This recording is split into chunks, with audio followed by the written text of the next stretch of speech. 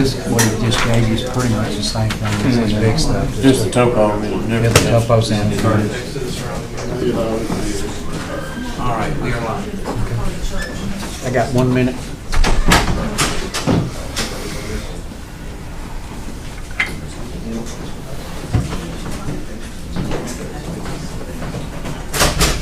Your list is on the left to speak, so if you want to speak there.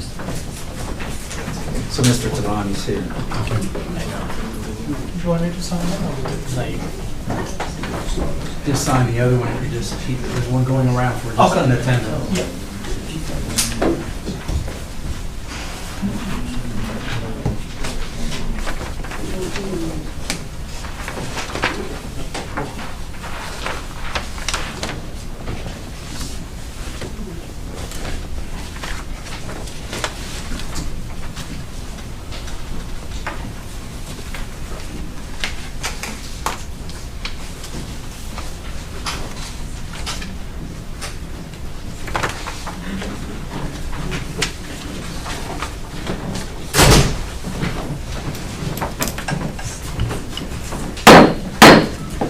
I'd like to call to order the planning meeting for May the 13th, 2024. Could we get roll call, please? Absolutely. Okay.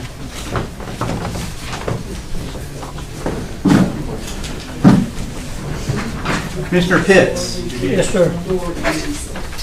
Chair McKinley.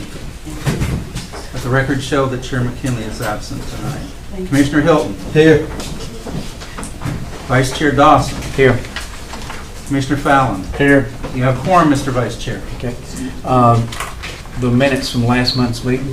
Does anybody have any questions, additions, amendments?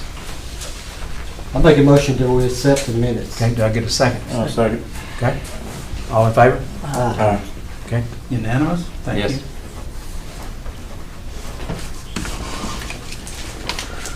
Okay. Item 3 under old business. We have an application of rezoning REZ 2024-03. We have a continuation of the public hearing. So the public hearing is already open. We can call for a first name on the list is Pastor Scott. You have.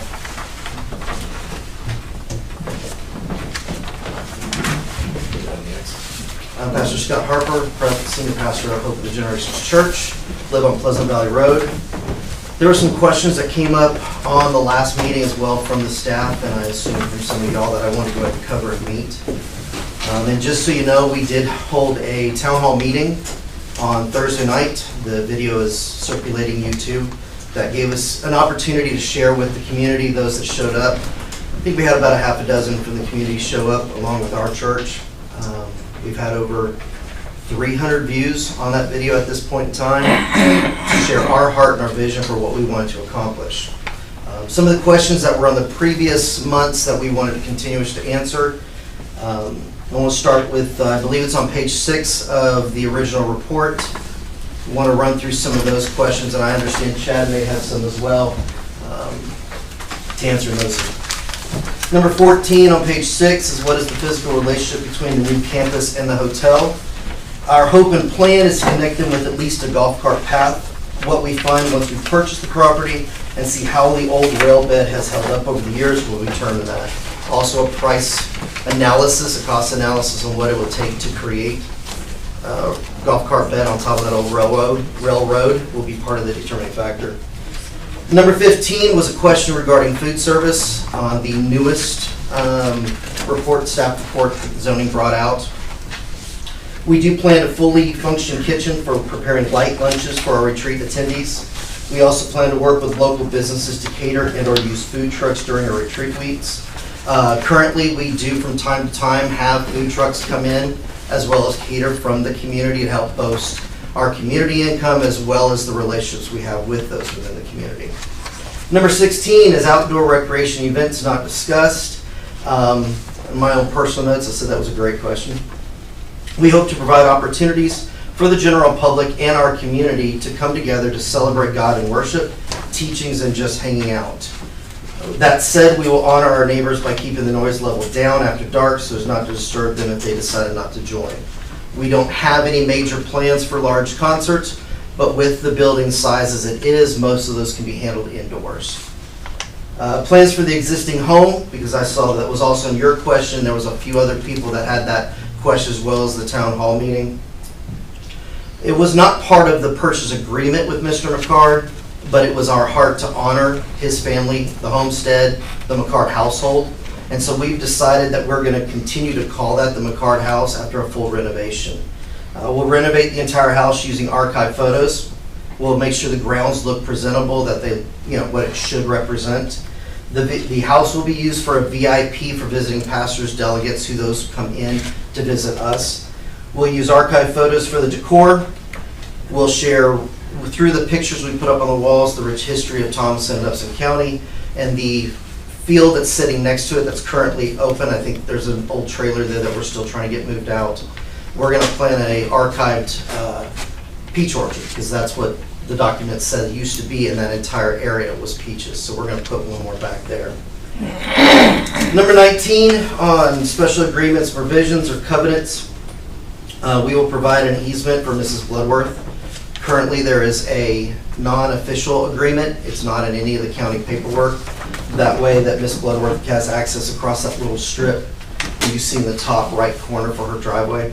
We'll continue to provide that easement for Mrs. Bloodworth to gain access to her residence at 2141 Pickard Road, as long as she is the living owner and person living in the residence. Once that changes hands, or if it does, then we'll sit down and we'll negotiate.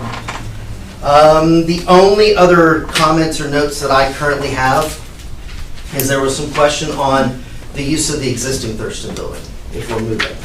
I don't believe in any building being vacant, and we are very blessed that our academy, our pre-K through 12th grade school, is growing at such a rate from just those that are attending our church, that entire building will stay alive, because we'll move our entire school into that building. So what used to be a school will continue to be a school. I know for us, our heart to move and expand is nothing more than our continued expression of wanting to help the community and be a local church in this community. Y'all know I was born and raised, grew up here, graduated RE Lee, so this is home. And for me to be able to have a home and a place to worship God and to be able to expand and help our community and see it grow at a greater choice and chance is what we're here for. And so thank you so much for letting me share. Okay. Next on the list is Chad Lambert.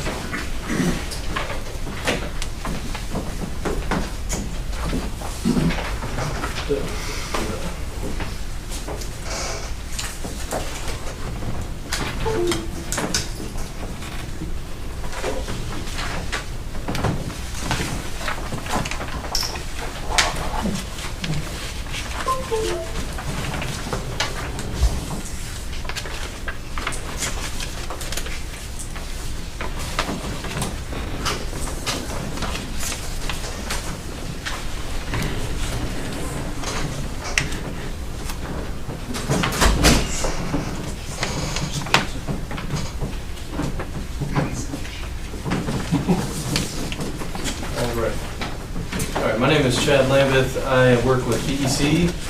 Address is 350 Research Court, Peachtree Corners, Georgia 30093. We're the civil engineer and the land planner for this project.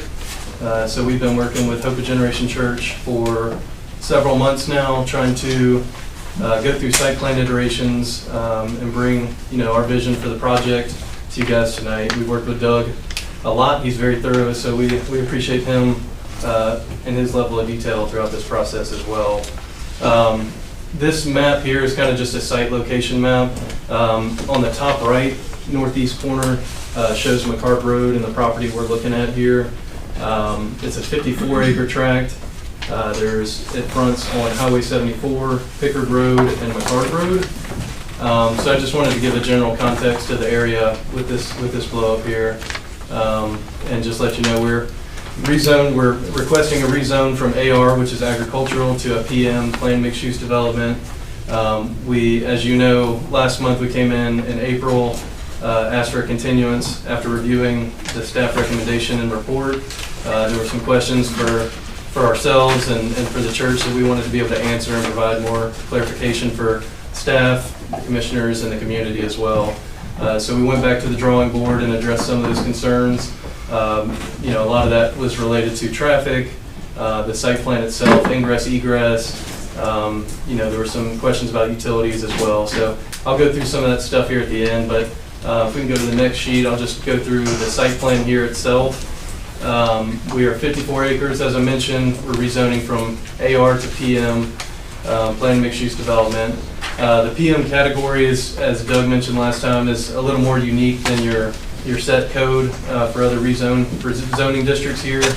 We kind of add our own stipulations as far as setbacks and buffering and anything related to that, open space requirements. We did follow the parking requirements from your code, and I'll explain that in just a minute. But I'll just go through the site plan itself and kind of break down what we're proposing. We've got the three main buildings are in the middle of the page there. We've got the 38,000 square foot Being Health Ministry campus building. That is their, you know, the education facility that they use for their program. I think it's once or twice a month. This doesn't function as the school does at their other campus. So this is not a 5-day program, you know, every week. This is specific to their retreat guests and the people who come from all over the world, really, to be a part of this program. To the south there, you've got the sanctuary building where, you know, the main services will be held. The 12,000 square foot admin building there to the Plainview West, I'm sorry. That is, you know, their typical, or for their general admin services. There are 12 cabins throughout the property scattered.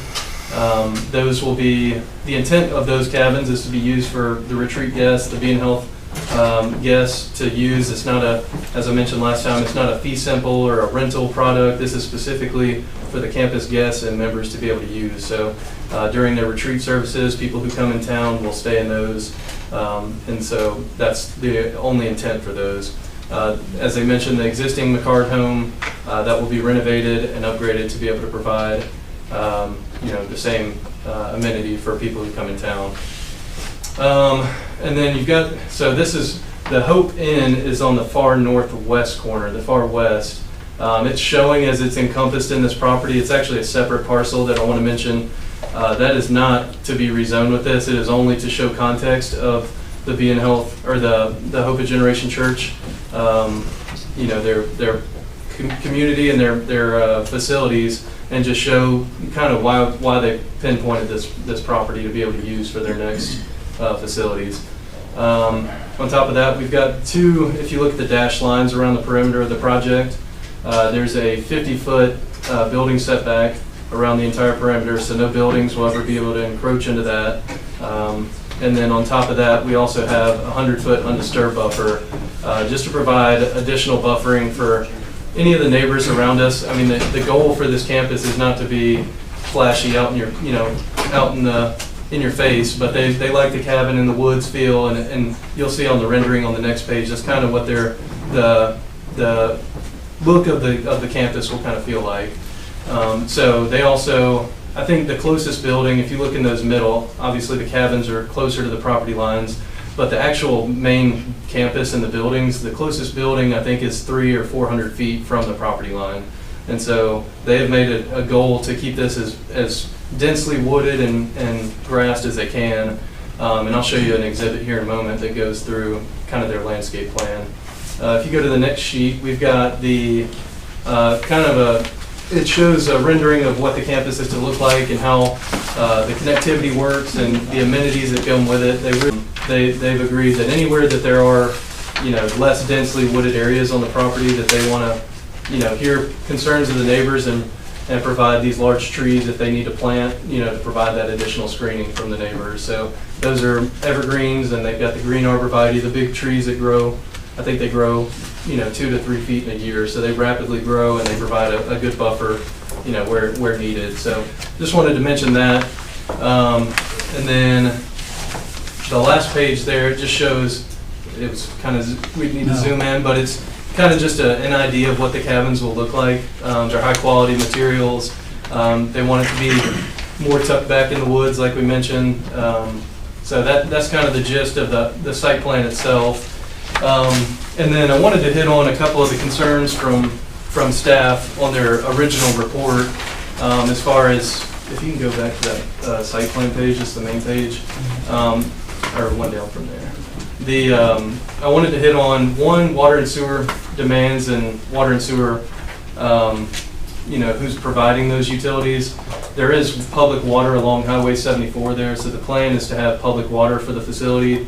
And then for sanitary sewer, there is no public sewer system nearby, so their intent is to have, septic fields for their buildings that will be a part of, or for everything that is on sewer. So, and obviously the requirements for sewer, you keep everything as undisturbed as possible, do minimal grading to be able to provide that. So we have not gotten into the studies for where those are going to be located, or we haven't gotten too specific on engineering. We've tried to nail down more of the land planning at this point.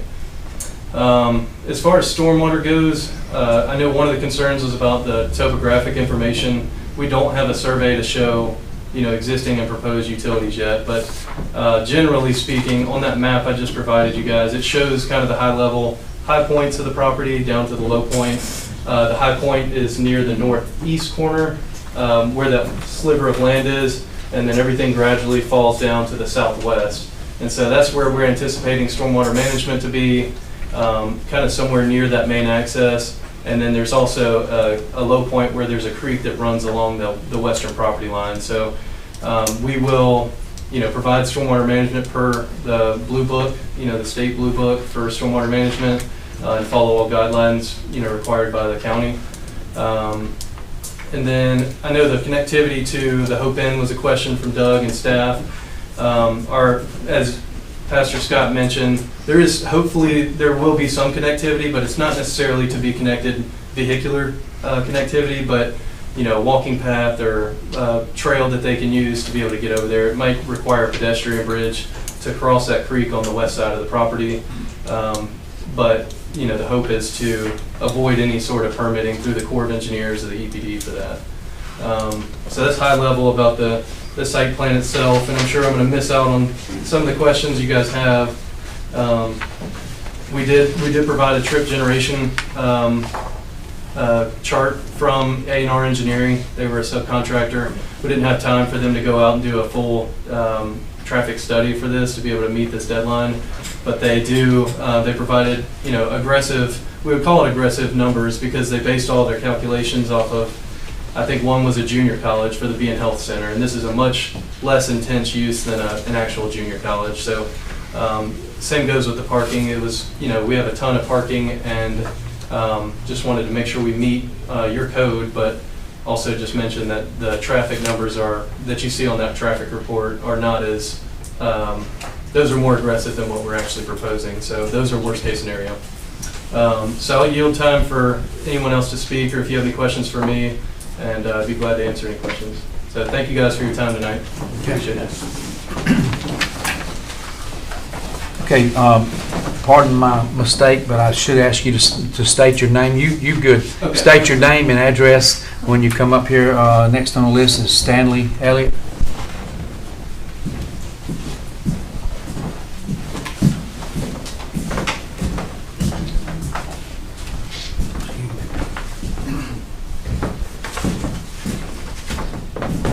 Zoning Board, I'm Stanley T. I live at 5131 Crest Highway. I live in earshot of where this place is going. I moved back here from South Carolina to Upson County. I didn't move to a municipality where I wanted a whole bunch of racket and more traffic than what we have. We already have a great problem with container trucks, log trucks, sand and gravel trucks, and all the commerce coming from the port at Savannah going to LaGrange and Newton. It's a big deal right there, especially at that intersection at Crest, at Pickard, Hebron Church, and Elbytown Road, and Fire Tower Road. Plus, nobody has been concerned about the environmental of this. I don't care what kind of deal you come up with, and unless you have lived around there, you have not seen the water flow that comes down through there. There used to be the old Denham Pond behind Mr. Melvin Denham's house years ago. The water flow was so intense that it blew that dam out on that pond. Plus, on the western side that the gentleman was talking about. The creek goes down through there. It goes into Hurricane Creek to Turkey Creek right into the Flint River. There's a gentleman, a neighbor, a couple of neighbors over there that's going to be looking right at the back of that place, and it's not right for them to purchase their property in the county to have a big commercial deal to come in. Non-profit, you can say what you want to. You can talk about county water. We already have the worst setup and reliability as far as county water. There's not enough supply of county water out there for this kind of setup. Plus the sewage, anytime you have sewage, which way does it go? Downhill, right? All right. Then you take the wastewater and you get up on top of there, you put this big old parking lot with all these buildings, and you have a deal like we had back, I don't remember, it was 93 or 94, but we had a flood. All right, I've seen places in this county out there that I would have never thought would have been full of water. Plus, the old Lemonsby Railroad is right there, right down in front of the old McCart house. And that was a natural barrier for like flood resistance. You go in there and you start dealing with that, and you get on the high point, and you get all that water coming off the mountain over there off of Pickett Road in 2 or 3 different places. One creek's going by Perk's Pool, and one's going right, like I said, right there before you get to where their hotel is. If you don't stop that water flow somehow, and you put a big flat spot up there, and we have a big flood, we're gonna have a big washing rain. The road out there, 74, is already in bad enough shape. And plus some of the county roads out there, they're gone from where the water flows. If you don't believe me, go out there and go down Hebron Church Road to the first creek you see, where the 2 culvert pipes are. The creek is washed out from under the culvert pipes. The creek is completely stopped up, and it's going up under the pipe instead of going through it. Plus, there's no kind of restriction on water flow in this county, or no kind of zoning as far as the creeks and stuff. And some of my neighbors cleared the creeks up and made straight paths out of them. Well, this just flushes everything out. Plus, there's a lot of water that comes through from out there. Up there on Vital Road, there's a big spring that comes up. It's a waterhead. It's a natural spring that comes up out of the ground. It flows year round, and it'll freeze your tail off. All right, you're going to be putting another system over there. We already got the old county landfill that's in the Superfund up on Vital Mountain. It's draining out. We've had a lot of problems with Crohn's disease in our area. 1 in 100,000 people is epidemic. We've got about 8 cases of Crohn's disease out there. Diverticulitis, irritable bowel, and stuff like that. We just don't need, and you're going to have all these cabins out there, plus it's supposed to be tent sites or things. And what kind of people are they going to bring in? If they're going to bring in drug addicts, people with mental problems, and things like that, we don't need that. We don't need any more sickness in this county than we already have. And plus, our emergency service, fire, ambulance, sheriff's office, state patrol, call them. See how long it takes them to get out there. I'm not faulting them. I know everything in the government is going downhill. But we can't and we don't need to let more expansion in the county. If you're going to put this place somewhere, you go off and mark an industrial zone or a complex for this kind of setup. I'm not against any church. I'll help any church. I'll help any human being that asks me to help. I was a volunteer fireman for about 20 years with Thurston Rescue Specialist. And I have seen some of the worst stuff, and I've seen some of the worst conditions you want to. And if you start bringing in a whole lot of people, I don't care if it's so just a few times a month, you're going to have the noise. And I can go over there at Miss Dickerson's house, and I can go to yelling. I know I'm big mouth, but I can go to yelling, and you can hear me at my house over there off 74. So that's something else you need to think about. Plus, we don't have the law enforcement to slow the big trucks, the semis, and all the other stuff. Plus, how is this a nonprofit organization when you bringing people in, you give them a chance to rent your property to stay in? This has been going on for a long time. When this place first came in years ago, I was a Thurston Volunteer Fire Department. The firemen then discussed this, we didn't want it, and I'm sorry, but we don't want it now. Because we're a community. We're not a township, or we're not a parish. And we kind of want to keep the rule there like we've got to a point. And a while back, there was a guy that wanted to come in with an antique shop and a used car dealership. He was told no because people were against it. You've got environmental runoff in that same creek I told you about. You've got the noise, you've got a bad intersection on top of that hill at the end of McCard Road on both ends of it. And then Pickard Road, it's just a 2-lane backwoods road. So you know what I'm saying. And you start bringing all this heavy equipment in. I have been in the heavy equipment and construction deal myself. You start bringing all that stuff in, you got to have a lot of silk screen and stuff. Plus, just because you bring in Leland cypresses like you see planted, that's not the trees that are here. Oak trees and pine trees and sweet gums and poplars and things are what's here. You get all these roots and stuff up out of there, you're going to break all that groundwork loose. And then the man right down the hill with the pond, I don't care how much silk screen you put in, you eventually going to get that pond filled up and that pond's going to die. Just like it did up on Fightower Mountain when the county landfill's up there. And like I say, there needs to be a lot more thought about this. I was against it when it came into Thurston School, you know, because of the people they brought in. We're going to bring in help. I'm not against helping anybody, but when you're going to endanger the people in the community with traffic, runoff, water, and sewage, and like I say, this county water system, unless it's a lot done to it, it's not going to be able to hold up to that. Thank y'all.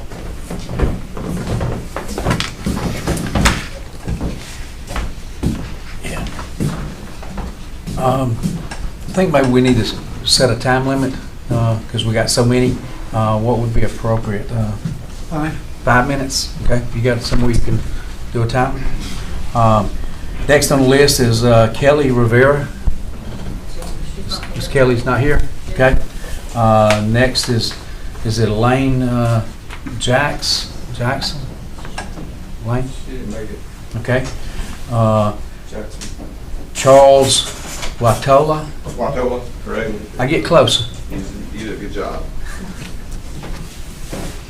I will take up your 5 minutes. This gentleman that spoke before me said a lot of the same things I feel. And when he spoke about the gentleman or the family down there with the pond, that's me. I'm at 46 McCard Road, just borders on my property on 2 sides. When we selected, we're newcomers to the area, we came down here and bought the property next to McCard there in 2017.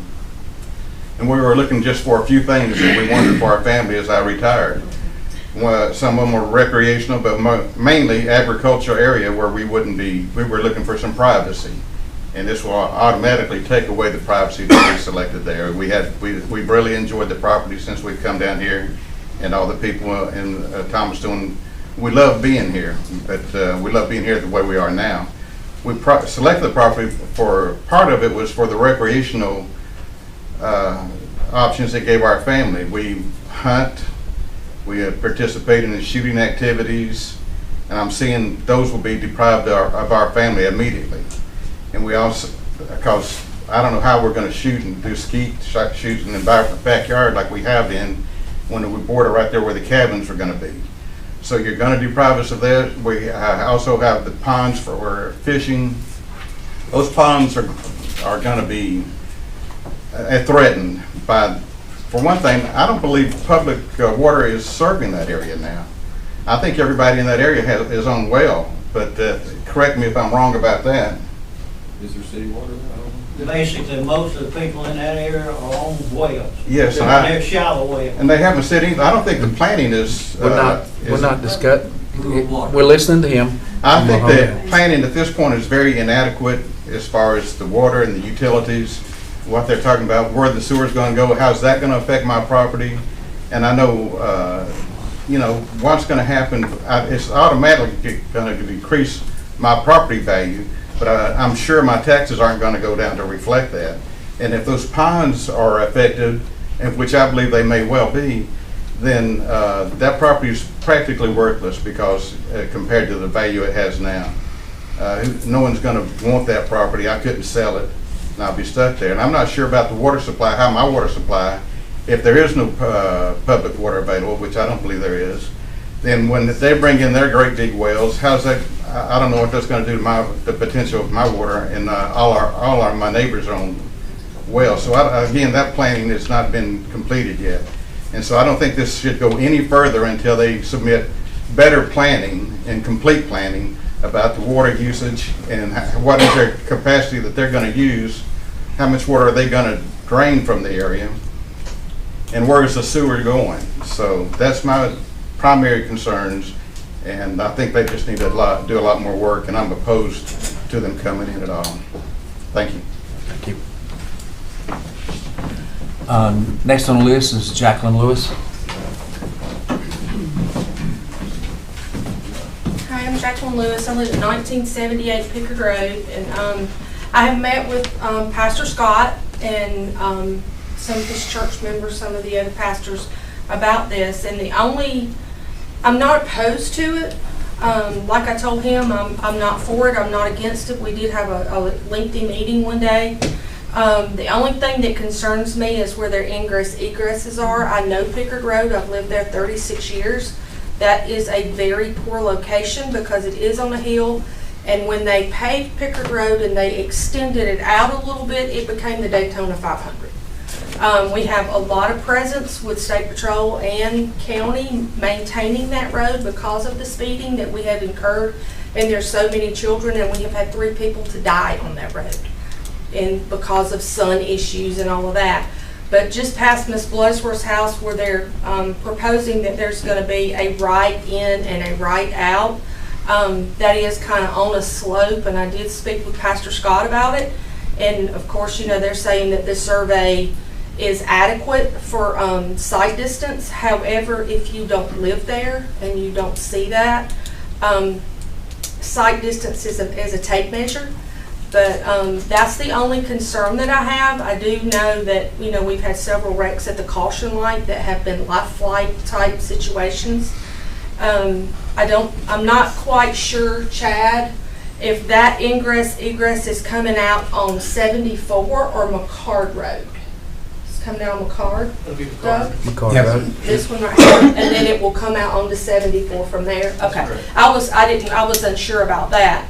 I do live on the base of McGraw Mountain, and when we have 8 inches of rain, I can assure you there is a river runs through my yard, and it crosses the road, and the county usually comes out and helps us out with that. Thank you.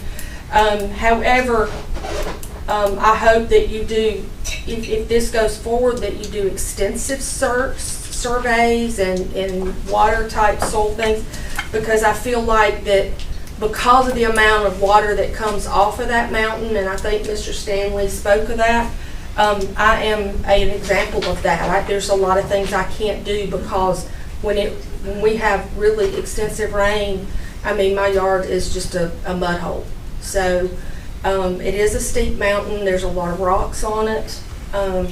The only thing that I would ask is to revisit the egress on Pickard Road, and also if there are any houses anywhere, that there's not just a 50-foot buffer, that there is a thicker buffer up to 100, maybe 150 foot right where those houses are, so they don't hear it. I mean, I can hear noise from McCard Road now because some of the people do shoot, and that's fine. That's the reason that we live in the county.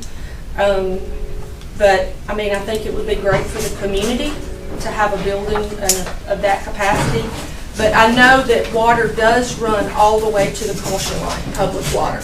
But all of the houses on this side and that side of the road, we are all well watered.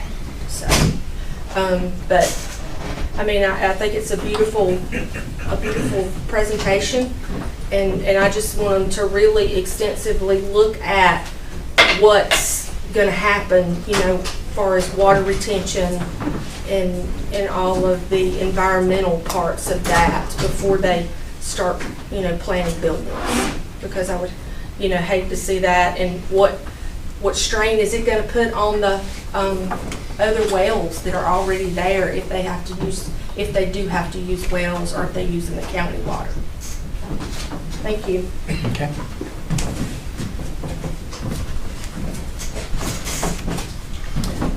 Next on the list is Casey Elliott.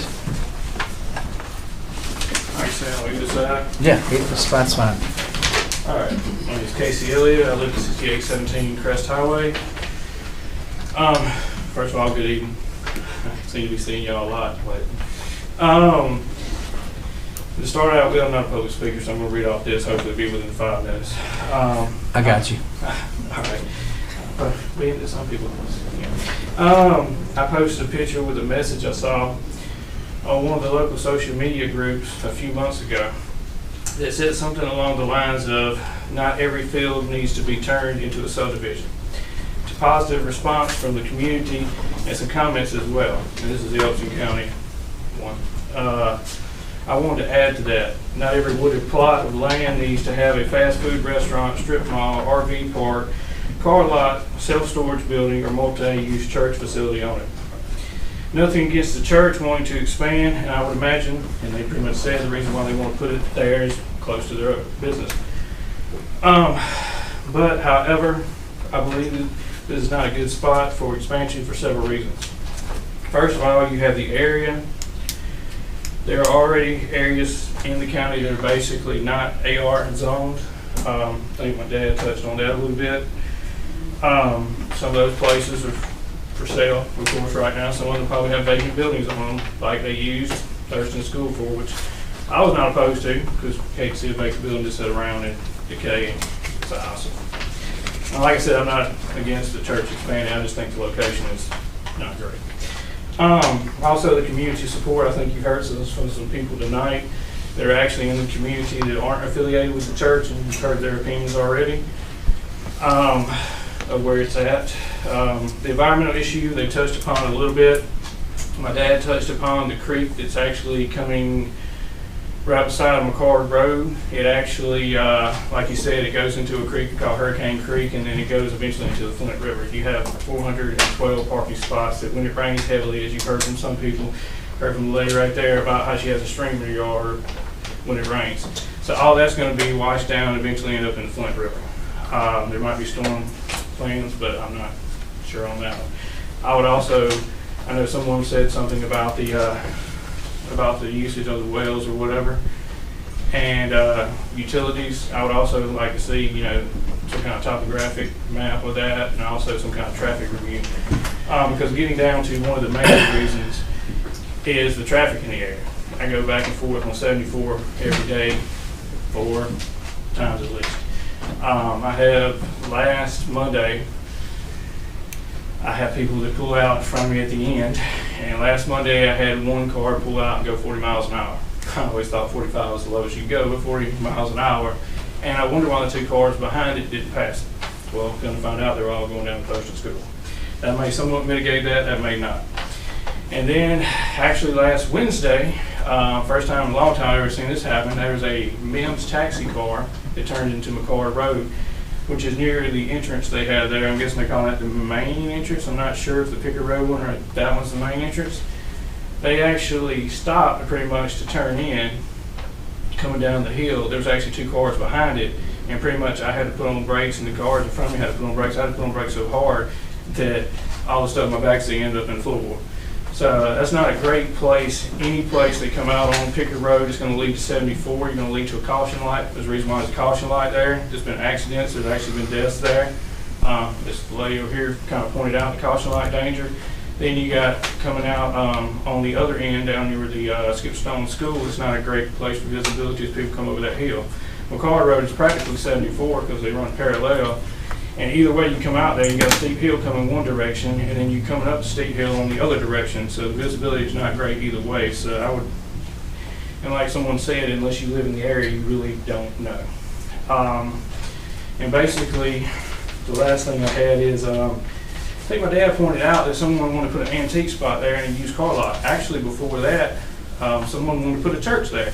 And it's actually the property that my dad's talking about It runs along beside 74, and it's kind of the moon-shaped property that's between 74 and McCord Road. Same individual that is looking to sell the church that land also actually sold land to the Mennonite Church.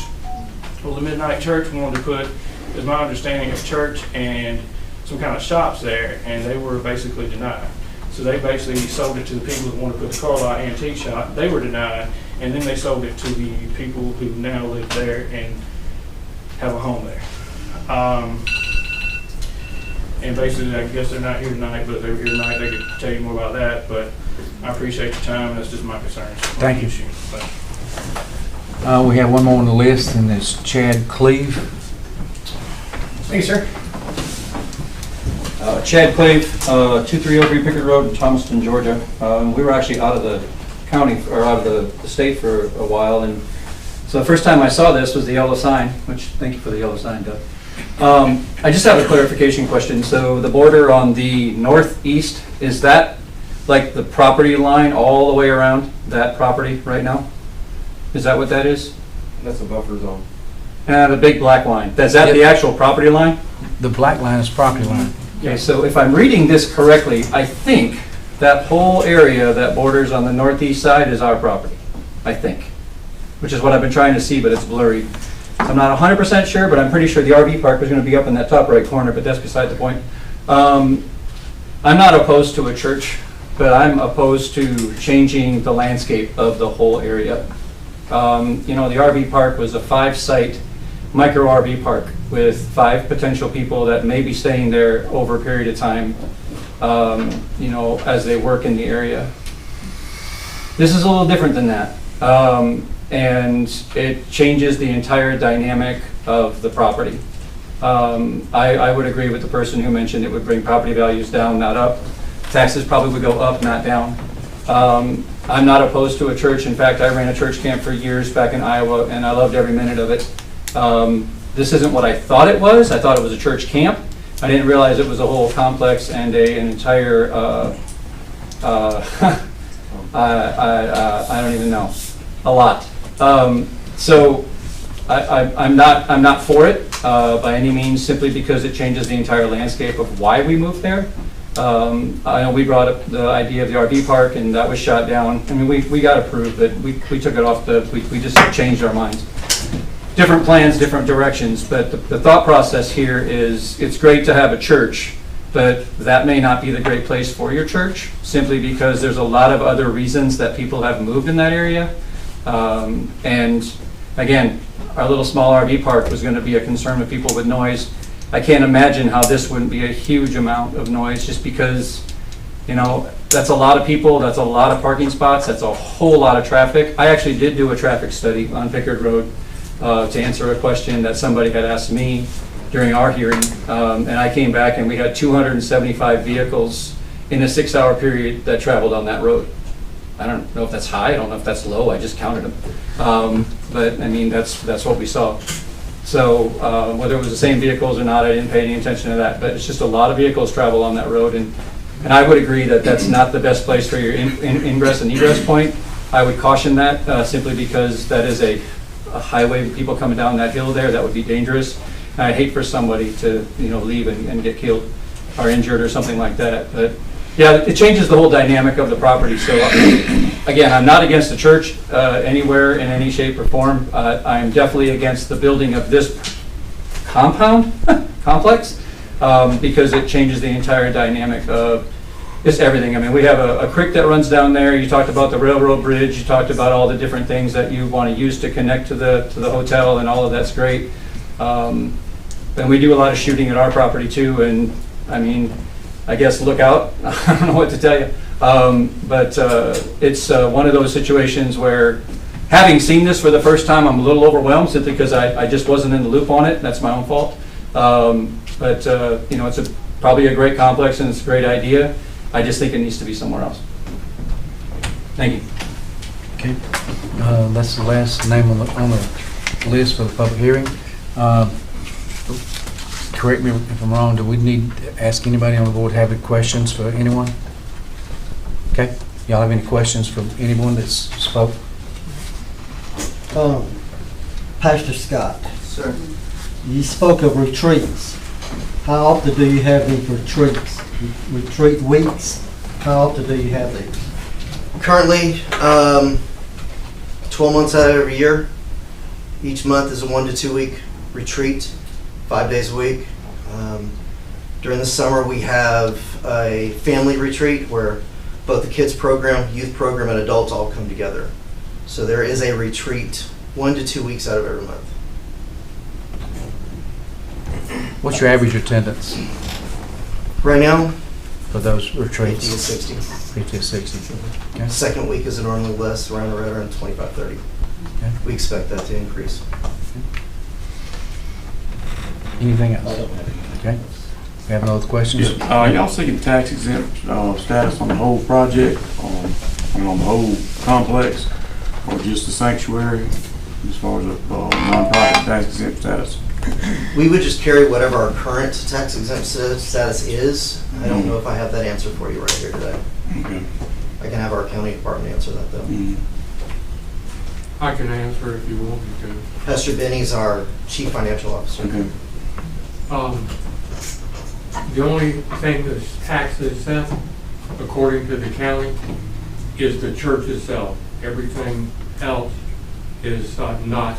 Well, but I understand that, but on this complex right here, Yes, sir. because you've got a main sanctuary building, these other buildings, are you considering just the sanctuary building? Is that, That's what the county says. okay, you're not gonna try to include the rest of the buildings and the can't. cabins? The county won't let us. Okay. And we do pay hotel tax on the hotel property Mhm. as well as everything else according to board. Mhm. Okay. Also on all our sales.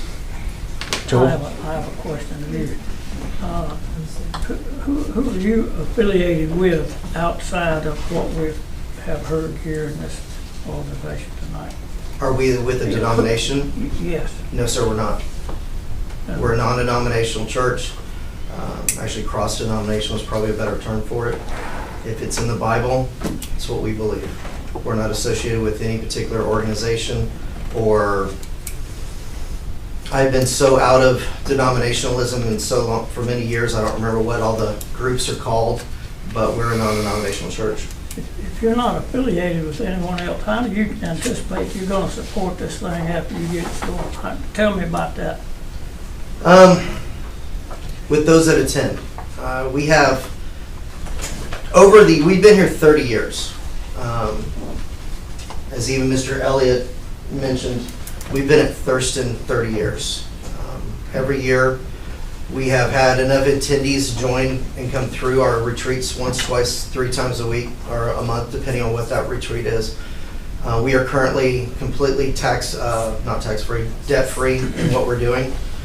We have, like I answered even a question in the town hall meeting Thursday night, we have partners and we have donors that support what we do across the world. We'll have, by the end of this year, up to this point, we've had over 40,000 people come through our retreats since the day we started. At one point, the chamber granted us the #1 tourist attraction in Upson County because of how much money we brought through. With people bring through and they eat at the restaurants here in town. They stay in the hotels if the hotels were in good shape. Thus the reason we want property to be able to have our own accommodations because the hotels are not in any good shape at this current time. So to answer your question, we've had enough support through people who've come around the world that keeps us running forward. And we are completely debt free. And the goal is to stay that way. Well, in my opinion, your presentation, what I've seen heretofore, is not what most folks in Thompson, Upton County would consider a church. It looks more like a summer resort to me. And I've been asked to look at not particularly what you have, but similar for a younger group of folks. And I've been somewhat disappointed in what I've seen when it comes to where the people who are coming to those types of facilities are coming from and how long they're staying and how they're getting back home to wherever they came from. So if you would expound somewhat on that to me, give me an age level of the people who you're gonna bring into this county and keep and support for their stay, and how long is that stay gonna be, and how much support are you gonna supply?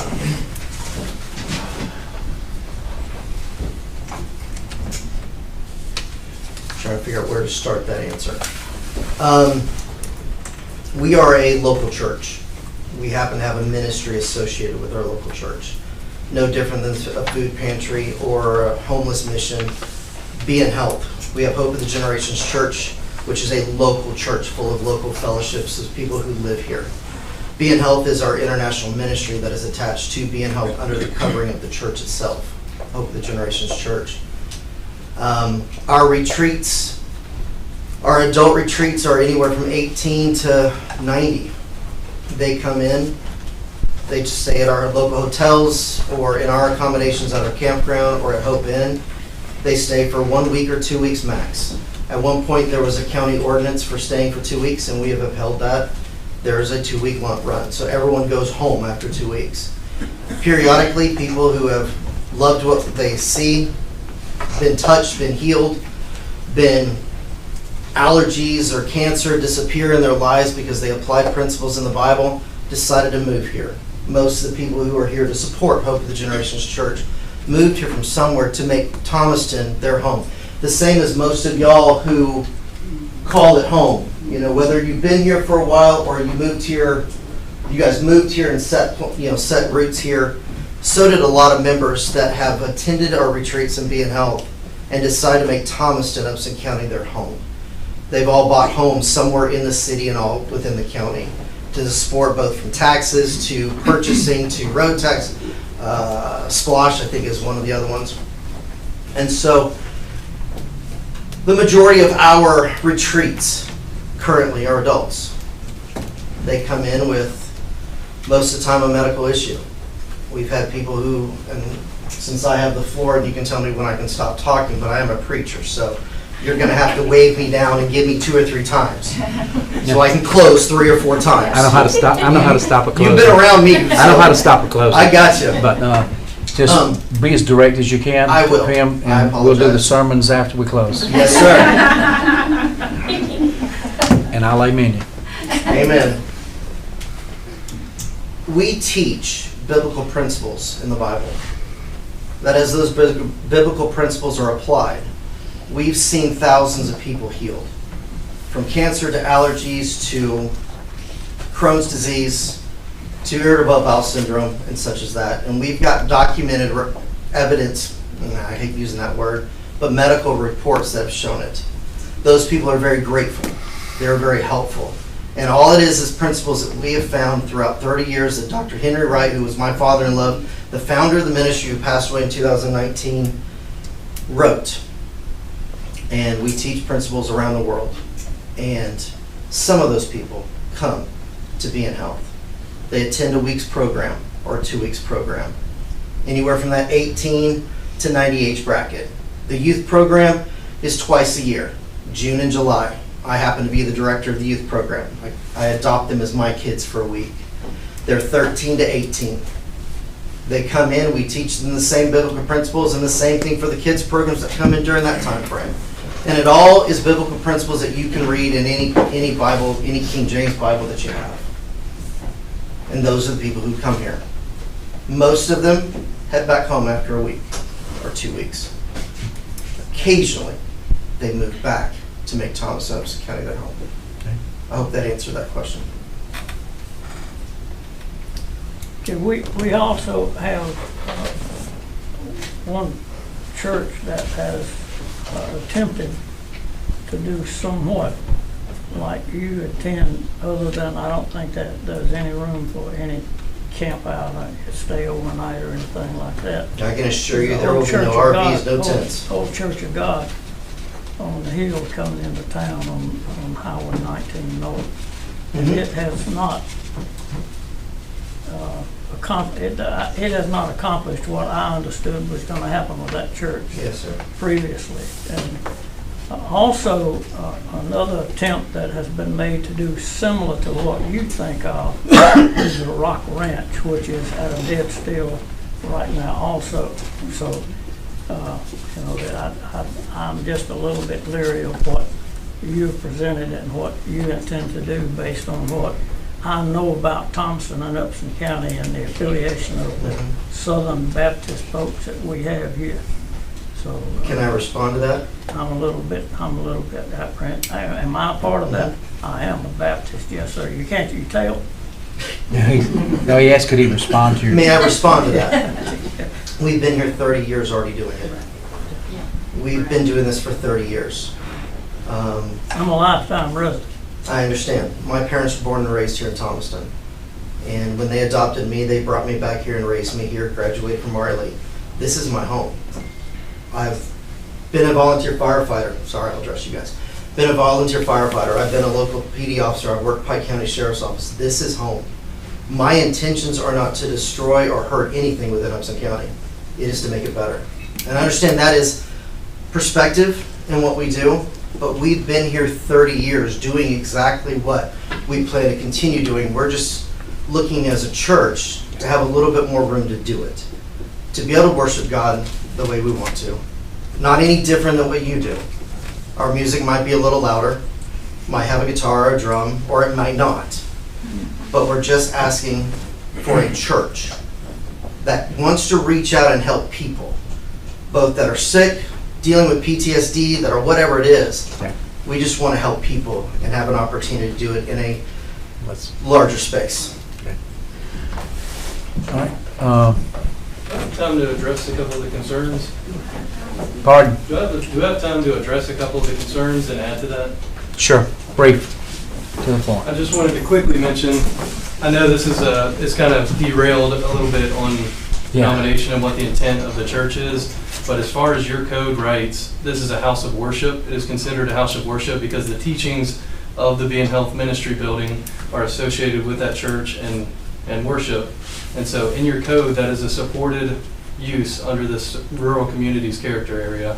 So all this discussion about what type of teachings they have should be irrelevant right now because it's a question of land use and what is allowed within this county, not which denomination or all these items. So I just wanted to bring that back so we can bring it full circle. This is a house of worship. Even the ministry campus is still considered a house of worship. And then as far as, I was just taking notes for a couple of the other concerns that came out. I know the stormwater management is obviously a big deal, just with water coming off. I don't live on that road and I don't see the flow that comes through there. All I can speak to is that as the engineer, we are required by the state of Georgia and Upson County to reduce the velocity that goes off of our property for all impervious coverage and all disturbance. So anything that has parking areas has to be captured, has to be put into a detention pond, and we have to reduce that flow rate before it leaves our property. It has to meet or exceed the pre-developed conditions. So anything you see there today that is flowing rapidly down a hill, we're required to capture and reduce the speed of that before it leaves your property. So we will reduce. I mean, it's a requirement. It's not like it's my judgment. We have to capture it all. So I just wanted to mention that on stormwater. And on my original presentation, I didn't mention the access location. So the main access will come off of McCard Road now, not off of Pickard Road. That's a right-in, right-out access off of Pickard. And where the location of that access is gives you the best line of sight looking back to your left when you're leaving the property. And that allows you, you will only be able to make a right turn. We're not trying to cross traffic anymore. We understand that that's a concern of the community.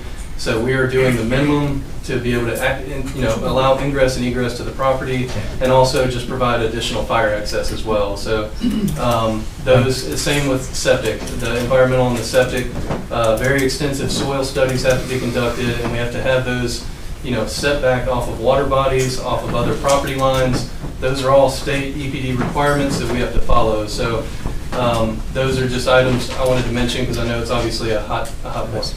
Yep. Okay. What's your project timeline? I think the build out, which I can't speak for these guys completely, but I think it would start as soon as we got through the permitting process, and then it would probably go over a 3 to 5 year period. I believe that's right. So over time, they'll build out these buildings, and it'll be phased. And I don't think we have a phasing plan yet, but it's just, that's their current estimate. Most of these concerns were they was in the town hall meeting. It's available on YouTube. I did go and watch that meeting that was on YouTube. I appreciate your time. Unless you have any further questions, we're gonna close the public hearing. Thank you, guys. And we're gonna hear from Doug on his. Y'all have any further questions for the audience? Okay, have a motion to close the public hearing. Make a motion to close the public Second. hearing. Second. All in favor? Okay. Doug, would you give us your staff report, please, sir? Yes, sir. Just got the thumb drive changed out. Okay.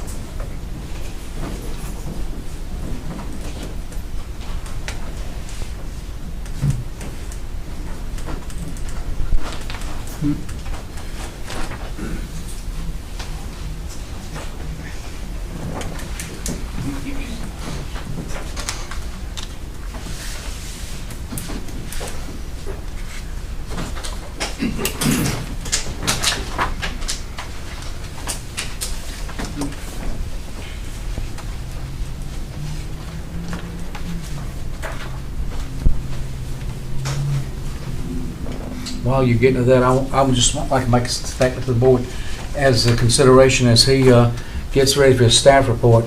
Their denomination, their beliefs, and their structure has no weight of bearing in consideration or decision one way or the other, whether this is accepted or approved. That's outside the parameters of this meeting. The parameters of the meeting is for the rezoning and the use of the property. It has nothing to do with whether or not they're Southern Baptist, Methodist, Presbyterian, non-denominational. That's outside of the parameters of us and our guidelines for our decision. So as you consider any things that Mr. Doug has for us, that's not part of the consideration.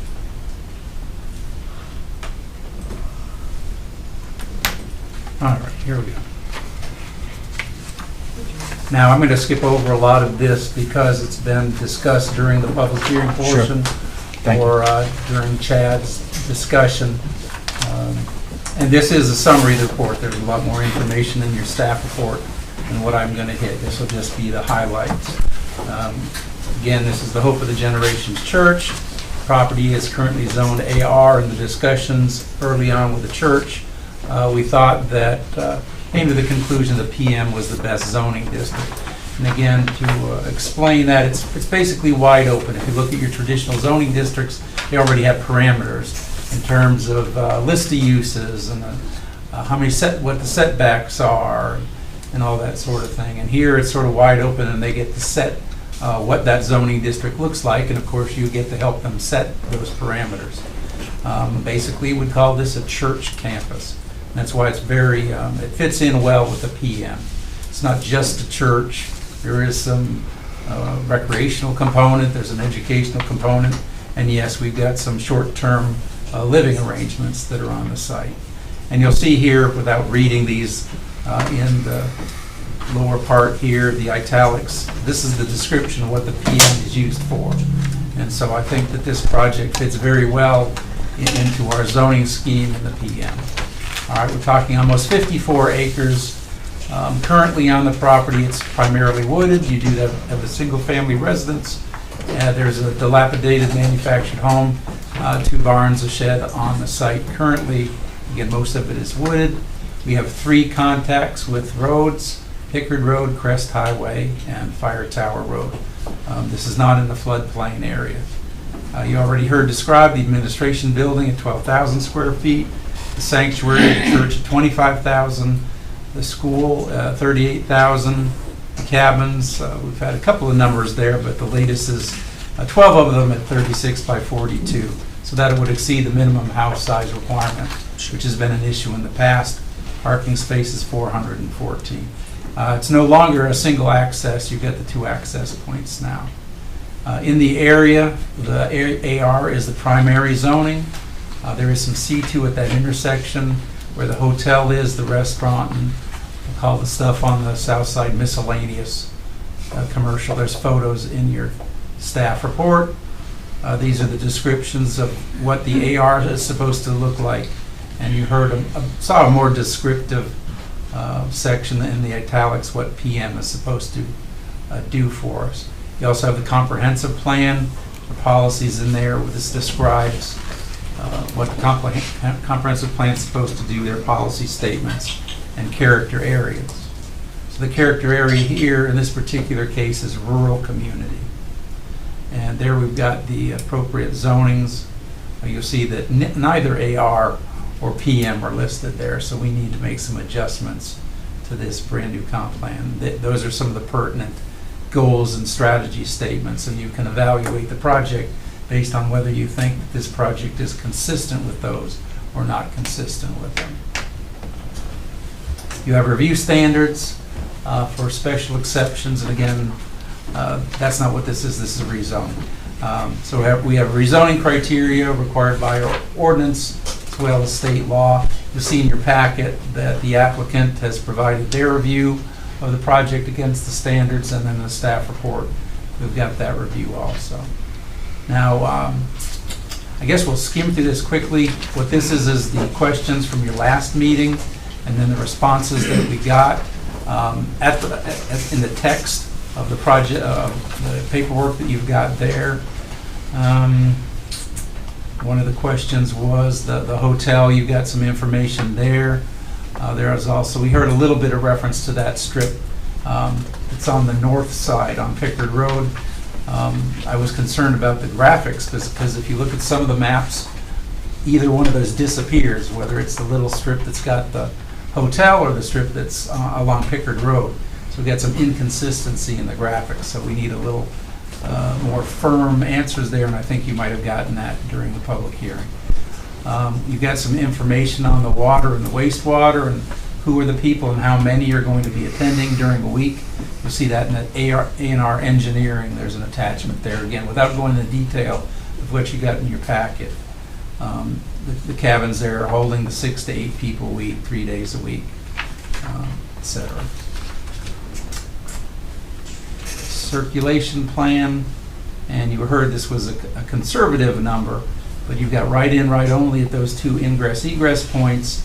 And what we do in traffic modeling is very often you look at what's called peak hour, because that's when the most cars are going to come, when people are going to work and when they're leaving.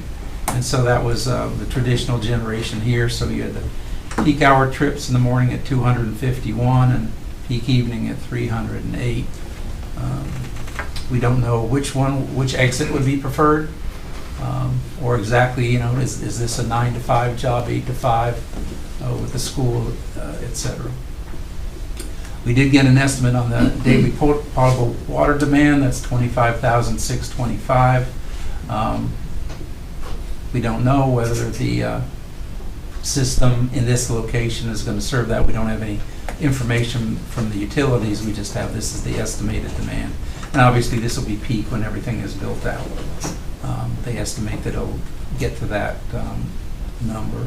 We don't have any generation or on the potable water, but in other lives when I've worked, you basically take the potable water demand and just turn it around and make that the wastewater. Now in this case there is no wastewater available, so you'll recall Legacy Ranch, and one of the biggest issues there was water and wastewater. And I believe after about a year and a half, they got through the EPD system, and Legacy Ranch now has a permit for their system, and it's some very large drain fields and septic tanks. probably the lakes that you've never seen in anywhere up in Upson County, and I'm going to guess that this would be something similar. Again, we're looking at the planning view here. If they get approval by the Board of Commissioners, then they'll go into that. This is the planning level, they'll go into the permitting level, and that's where they'll be dealing with the EPD and the wastewater issues. Obviously, they'll be getting their water. It's my understanding that we do have county water out here, so they would just be dealing with whether the county system has the capacity for the demand. There was a question about security. The response talks about lighting and security cameras. We asked about what will be the functions out there. I think you heard some answers today. We got church services themselves. You got these classes that go on. And of course, you got the temporary lodging. And of course, they have to have administrative space to do these things. We don't really have any details on what sort of outdoor activities there be, but you heard that discussed a little bit during the public hearing. We had some general questions, sort of open-ended, to describe anything else they wanted to describe. We really didn't get any more detail. And the last question here, number 9, we did get some more information on what would happen to the house.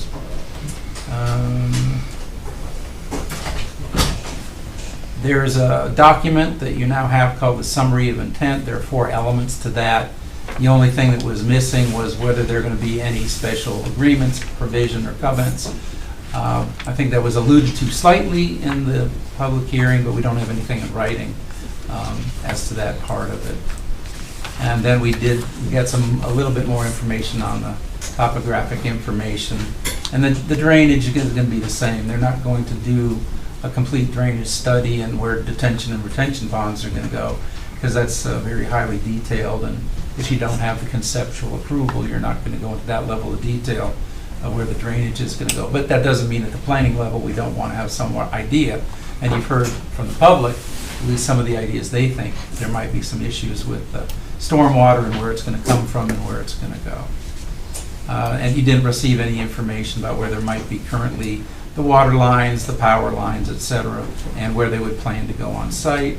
And you did get the trip generation data and the discussion about the 2 ingress points. They also addressed, these were the new questions or the repeated questions from the first time that we didn't quite get answers to. This is your decision. You've got to decide at a planning level, not a permitting level. You feel comfortable with the information you've received, or do you still have questions, whether you're ready to make a recommendation, whatever that might be, to the Board of Commissioners. Without going into the detail, again, these are land use issues. I think that of all the type of uses here, obviously I think we've got churches and neighborhoods all over the city and all over the county. I guess each neighborhood would have to tell you how that church impacts their particular neighborhood, but I would guess they don't have the level of buffering that this particular one does. It's certainly a large site where they can do a lot of things. They have space for it increasing in the future, additional buildings, classes, etc. So they've got room to grow, which is what they want to do right now. So I don't think the use is necessarily a problem. If you look all the places again where churches are in the community now, are they this large a campus? No. But are they right next to houses? Are they across the street from houses? Are they in a neighborhood? Absolutely. This is just a scale question. And again, you get the various impacts on the community, the evaluation criteria that we have. And the interesting thing about our evaluation criteria is to talk about impacts and nuisances, and there's only so much that you can look at up front. After that, it's how is it maintained, how is it managed once it's established. So I guess you do have to look at the particular details of the project and see how they could be managed, and if they're not properly managed, what would the fallout be. Obviously, you've got a lot of help here with the 100-foot buffer. There's a lot of distance between the actual buildings, the parking, and the neighbors. Is it going to be a change? Yes. Anytime anything goes in anywhere, there's going to be a change. You get a brand new house in your neighborhood, who knows who those neighbors are going to be like. That one house could make a huge difference, positively or negatively, again, depending on who moves into that house. All right, so the staff recommendation, if you decide to go forward tonight, staff recommends approval. Obviously, there are conditions, and I just want to tell you, there are quite a few conditions already part of the PM. For instance, any minor change, however you define it, has to come to you for evaluation and approval. Any major change has to go to the Board of Commissioners. So actually, that's a caution for the Hope of the Generation Church and their consultant, is that they better be pretty sure what they get approved, because anything that gets changed after that's going to come back to somebody to review. And that's already built in there. And that's one of the conditions you traditionally put in, is we approve this site plan, and if any changes that are significant to the site plan come forward, are proposed, they have to come back through the process. So we definitely need to be cautious about what they take to the Board of Commissioners and what gets approved. So you only see 2 recommendations here in terms of conditions of approval. One, those buffers. Those buffers are not mandatory. They are, one of them suggested in the ordinance, but it's not mandatory. You would have to impose it. And then the other 50 feet is something that they volunteered to do. So since they volunteered to do it, there's no reason why you can't make that a requirement. And then there's no design requirements for the road. So I put just one in here, that they at least meet the minimum width. We have at least 1 or 2 are manufactured home parks. The streets don't exactly even meet minimum width. And I think that's a minimum here we could require, is at least have the minimum width of what we'd consider a local street if it's the internal street. Now, are there a lot more conditions that y'all could come up with? There absolutely are. That's up to you. So again, I would suggest you need to decide if you do have enough information at the planning level, not the permitting level. And if you do feel you got enough information, obviously you can recommend denial, but if you're going to recommend approval, you have comfort in the conditions that are already in the ordinance, or do you have additional ones that you would choose to impose, or at least recommend to the Board of Commissioners? So we talked about what your recommendation would be. Here's the aerial photograph, similar to the one you saw from Hope of the Generation, but this one's got the outline. Gives you an idea how much is wooded there. And down here, you can see the house, and then here's the dilapidated RV. To mine, unless there's a structure buried in the woods somewhere, those are the only structures we're aware of. So here's your McCard Road frontage. You see where the blue line is. They do have frontage on 74. And then, of course, here's the much talked about Pickard Road frontage right here. Now, this is the zoning in the area. Obviously, this parcel is also AR, and they're requesting PM. That's why we're here, is to discuss the rezoning. You'll see it is surrounded by AR, except at the intersection here, where you've got C2, and this is the hotel property, which obviously is a lot more property than what the hotel takes up. This is C2, where the restaurant is, and we'll just call this miscellaneous commercial. You get pictures in your packet. It is what it is. So here's the plan that you've already seen. And the design work, the elevations, cabins. All right, now this is the existing house. This already illustrates some of the work the church has done. If this was prior, well, the photos that were originally in the packet, you would see the front of this totally covered with shrubs and bushes and weeds, because the church has done a lot of work to improve this property, but they were notified that they did have code violations. I'm not saying that this property is up, this house is not brought up, but it's so much better than what it was before. And I think actually my photos may be a little bit old. They may have done some more work in addition to this, which I'll just show you. This is April 8th photo. This is what it was back then. With a lot of huge improvement in the backyard compared to what it was. There's the dumpster, gives you an indication of what had been there. And again, it's not perfect, it's not totally resolved, but a lot of progress.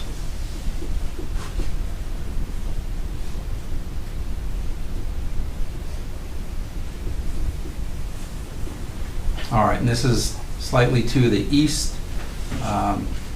Obviously an abandoned, dilapidated manufactured home. All right, now this is the hotel. They're at the corner of Fire Tower / Pickard / 74. That would be the northeast corner. Then immediately to the west on the same side, you've got the restaurant, Crustside Grill. And this is the nondescript commercial, whatever you want to call it. It is zone commercial. And that concludes the staff report, Mr. Vice Chair. Okay. I do think that we have a lot of questions that maybe still need to be answered. In my opinion, whether they've had conversation with the county as far as whether they can supply them the proper water for it, to where it's going to be able to use the water system, or we're going to have to put in wells. A lot of the communities, the community's got a lot of concerns, and a lot of those concerns would be taken care of through state and permitting that would require, certain things like the runoff ponds, those ponds that would prevent the water running off of their property from where it's any more than what it is right now. Those things are handled through permits that they would be required to take care of those issues. The issues that were not addressed with permits and stuff like that is the traffic, how much traffic's going to be there. Who knows? I can't. If I had a crystal ball, I'd rub that thing and I'd tell y'all the answers for every question you got, but I don't have one. But I personally feel like there's some more questions that need to be answered before I would make a recommendation. But that's up to y'all. Do I have any other questions for Doug before I ask for anything? I don't. Okay. Okay, then do I have a recommendation one way or the other? Motion to deny. Do I have a second? Do I have another motion?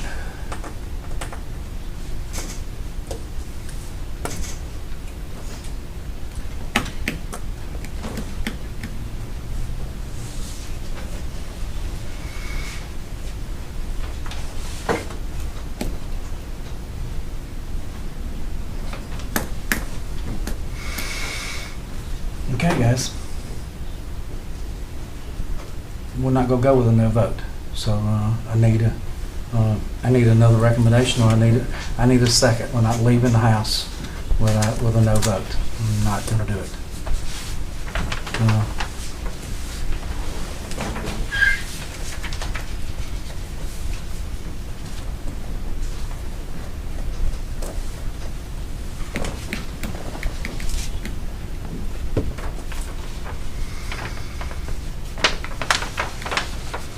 Do you have further questions, concerns that we need to address?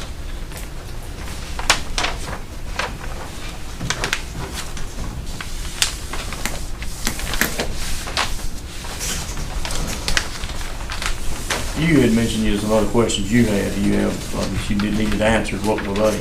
Yeah, well, like whether or not the water, the county can supply them water, because that's going to affect one way or the other, whether or not they're going to have to drill wells, and whether that's going to have effect on the water systems or the well systems that's out there. This list that's 14 through 22 that's on our sheet here. To answer those questions, to give us answers to those before it was a final decision. That's that the point we're at now. Do we want answers for this before we actually take a vote and decide whether to pass it to the commission, or whether you're gonna step up to the plate and make a call one way or the other now? I personally would like to see these questions answered right here. If that means that we hold over to the next month, we move it over to the next month, and for further answers to these questions, some clarifications.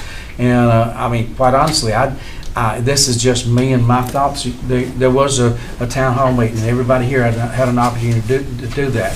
I would ask to open the floor to you and your community to, okay, if y'all got concerns, let's figure those things out. That would be huge between the neighbors and everybody living on Pickett Road or on 74, wherever, that those concerns could be cleared up or shut down. You know, that's the simpleness of it, to come together there. But that's what I would, say, but that's just, I'll make a motion to table it to next meeting till we get the answers to those questions, find out the answers to the water situation. Jeff, do you have any? No, I'm good with that. I'm good with that. Okay. Well, let's reformat to continue the public hearing. Yeah, we'd have to, that would be to continue the public hearing, and that we take these concerns that are listed on page 7, I guess you have the report too, that we clear all those up. Plus, I would like to know, to talk to the county, you have some word from the county on what kind of ability to supply, and because the other concerns are, that's just maybe to help some of y'all feel better one way or the other, but so we can make a clearer decision on this. Mr. Vice Chair, you've got those questions, but they did offer you partial answers, if not full answers. So obviously, the water supply is an issue. Just to help the applicant out, if you look at that page of questions even, is there any one of those numbers that you feel they need to give you more information? That you need a complete clarification on. Again, a lot of those, they can't really give you a definitive on. Some of them can't be, yes. Right. Some is permit level, and some of them can't be. They're permit level stuff. And I understand that completely. But if there's still issues, and my biggest thing was, to clarify that. So we know we got the water supply question. Looking at that as a list of 14 through 22. Is there anything else you want them to add more information to?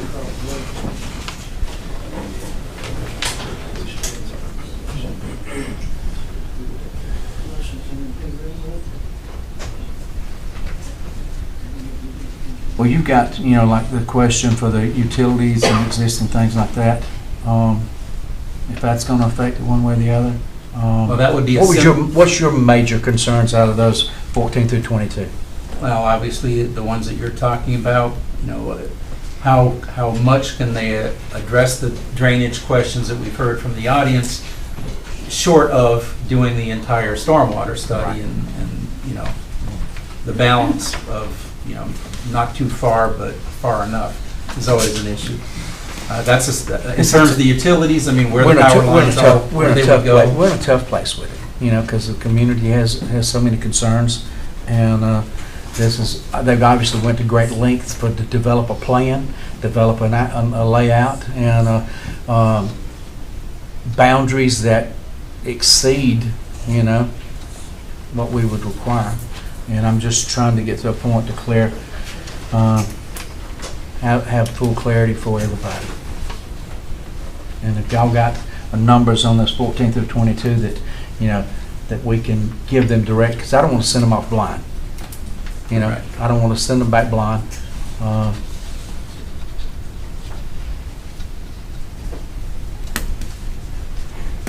Because we're just tabling it to table it because you don't want to take a vote today.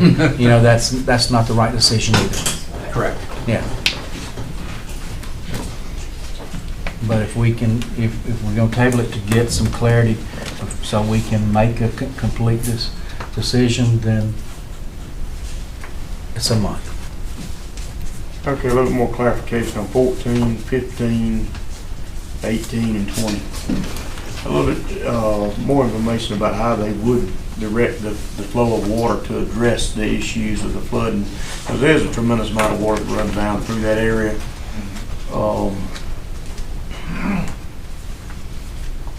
Okay, you said 14, 15, 18, and 20. Yeah. Okay. And then I would just add the, conversation with the county, whether or not you're going to be able to whether or not you're going to be able to supply the water to y'all, or whether you're going to have to back up and punt on figuring out wells and that system. Am I allowed to ask a clarification question? On what's required. Yes, sir. Yeah. I don't Sure. want to policy, so I'm Sure, asking. yeah. Well, hey, I'm a rookie at this too. In the opening comments that I made, I answered 14, 15. Did you need additional information from what I stated? Well, the 14, you kind of indicated it might not. I won't know that until we can actually get on the railroad, so I can, okay, that's fine. Just clarification for me to know how to work forward to give you as much information as we Yeah. possibly can. The Okay. cafe and food service also may have some dependence on, water usage and wastewater. Okay. Yes, sir.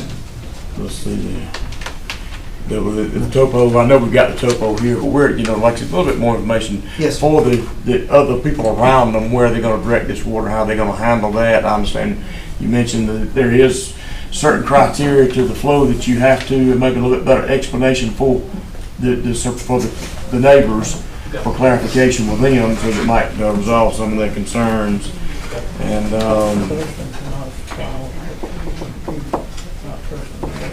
and like I said, they'll look where the utilities are gonna run and that type of stuff, how much, in that area it's gonna open up, like via running utilities in and stuff such as that.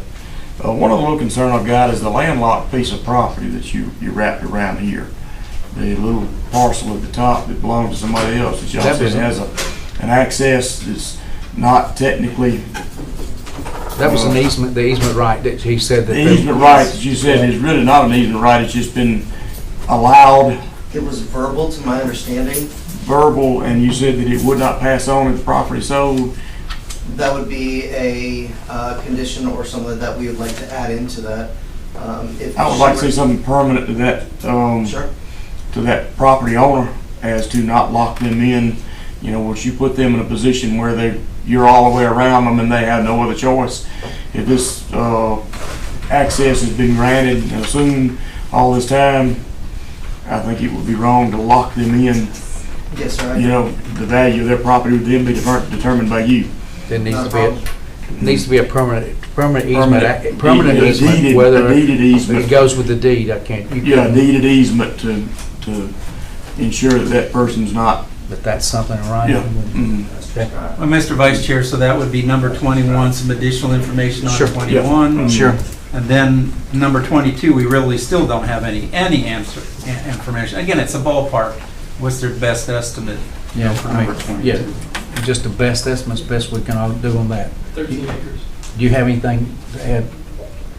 You're saying just 13 acres are disturbed out of all? 13, roughly 13 to 15 is what we've outlined around it. That, what you see there, I mean, obviously we haven't done the earthwork or grading yet, but out of that 54 acres, it is substantially less. Say it's 20 acres just to be conservative, but it is less than half. Okay.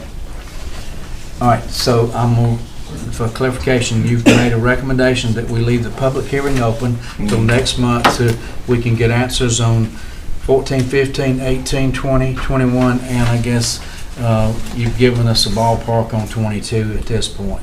A And verbal then a deeded ballpark. easement for And a clarification on a deeded easement for that landlocked area. And something from the county on their ability to supply the water. Okay? Am I correct in that? Yes, sir. Okay? And that in your second? Okay? All in favor? Unanimous. Thank you very much. Okay? And we'll have you back in June and clear this stuff up. It's a process. This is major. It's a major underland, and it's a process. And I thank y'all for your understanding, and I thank you for willingness to clarify questions for us. Okay? I have a question, Mr. Chairman. Would it be possible for you to get together with this community folks? Shh, hang on.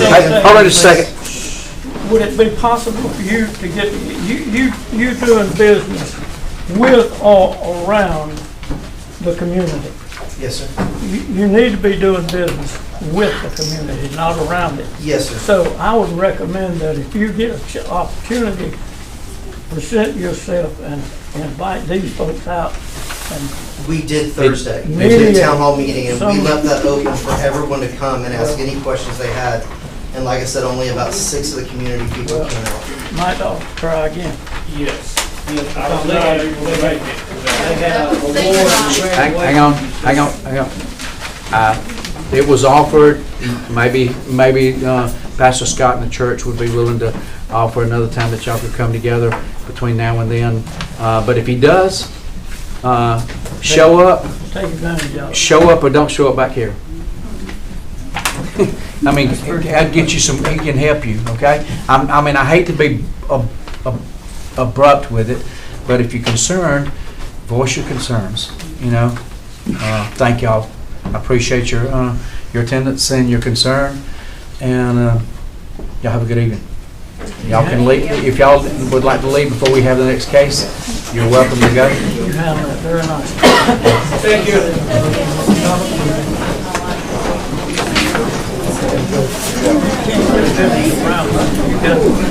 You got the investment.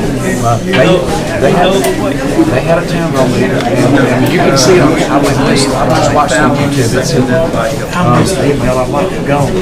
motion was, anyway, you can really made it anyway. Yeah, well, you can, I can send you the link to YouTube. I'll send you the link. Look, give me your phone number. 706. He's got, 656. oh, you were just here or speaking? 521. That was in the audience. It should be in a clipboard somewhere in the audience. I'll send you the link to it, and you can go back and watch it. Been there. Chad. He's got his thumb drive. Gentlemen, Okay.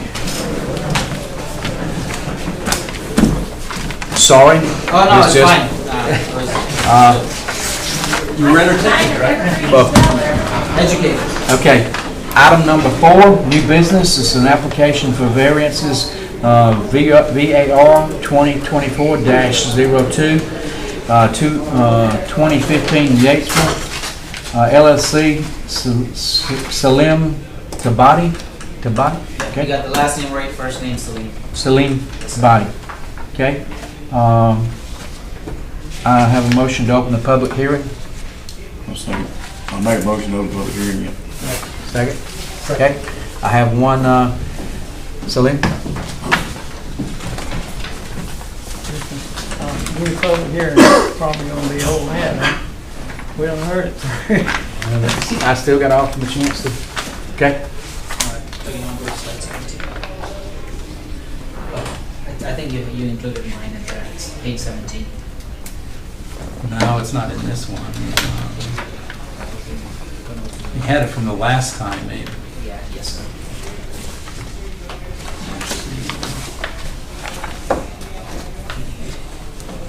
The email you sent me, it's on page 17.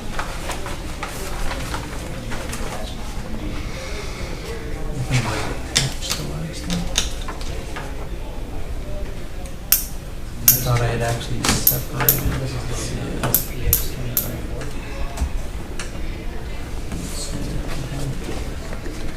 We have the new presentation in our pack. If you'd just like to tell us what you've got to bring to us.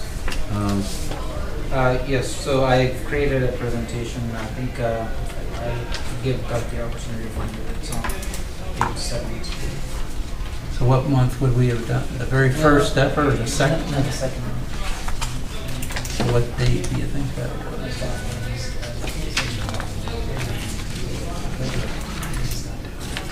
Yeah, that's it right there. Yep. I think the email you sent me Friday night has it. And my presentation.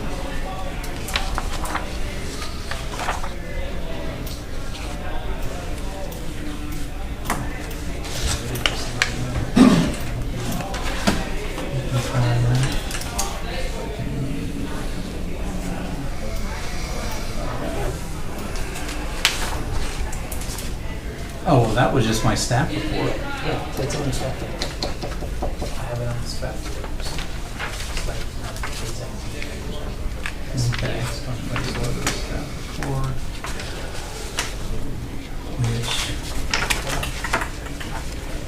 That's a PowerPoint, so it's not going to have all this. Oh, yeah, staff report, yeah. It's in the staff report. We can go to some of the graphics and all. Yeah, it's on your staff. No, that's not here, that's, right.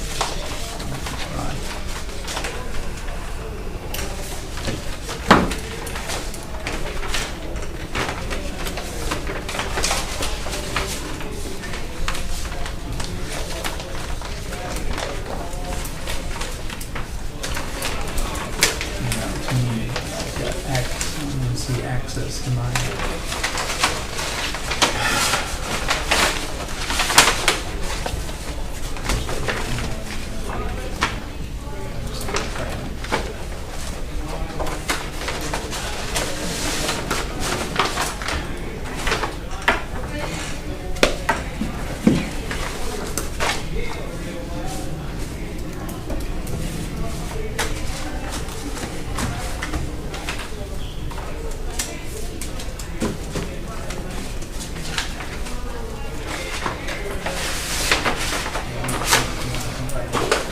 That's not. I think we need to go out there and That's not gonna, that's not. run interference. Roll a couple marbles. It still wasn't near the crowd I was expecting. Just Yeah, one. that was the appeal, right? So it was the one Yeah, before yeah, the if you appeal. want to try that, yeah. Did you include it, guys? It's always hard on things like that for me, you know. It was a tough one. We I tell you. we are traditional It's in your email. Southern Baptist. Right, but I'm working off I of mean, my, yeah, from, right. But we can't use that as a, There's no. I understand what you're saying still. well, I don't know that I've got the connection to this computer, You have to to sell, my email. somebody has to sell something, somebody has to buy something. So these guys are gonna survive in that community. They have to convince these people, we're gonna bring something in here that you're gonna enjoy, something you're gonna like. I don't even Not see, my something Outlook's that's not gonna even on here. interfere with every daggone thing you've had for the last 50, 60, 100 years. You know? If you don't have it, I mean, like I said, we've got pictures and everything from any change that you know. Yeah, I have an updated drawing that I sent to Doug. I just Well, used- we've got that in the staff report. It's I in, think. it's in his staff report. Okay, You just, if you've got something, sounds good. something to add, Yeah, I mean, can you pull up the staff report up here or no? Well, the PowerPoint part of it, not the full staff report. I'll get back.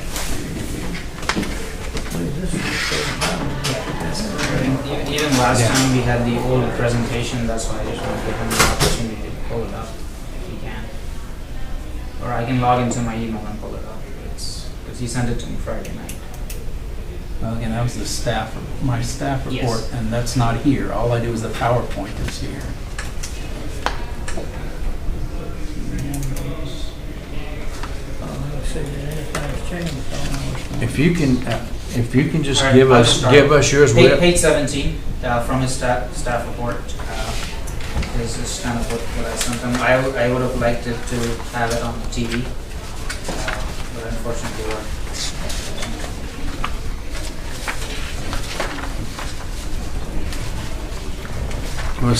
Give us what you got. Yes, sir. All right, Mr. Hilton, Mr. Dawson, Mr. Pitts, Mr. Fallon. This is in regards to the corner property at 2015 Yatesville Highway. Currently, this is a closed-down flea market building. We did acquire this, and we envision this to be a corner modern convenience store. We are trying to repurpose this building, right, make it up to the code, make it brand new looking, refurbish it, right, new paint, insulate it and everything, and add 3 pumps in front of this angled 45 degrees to make it a modern gas station convenience store. This corner lot would cater towards commuters coming in for fuel, for snacks. We are planning to have lunch and breakfast options. Imagine like a modern type of quick trip or racetrack type of a setup inside.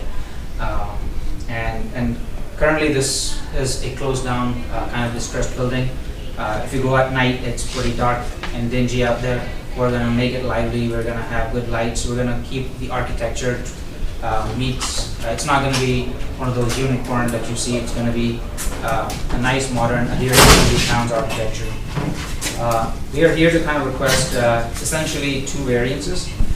First is a variance for a canopy, which is a open structure that goes above the fuel dispensers.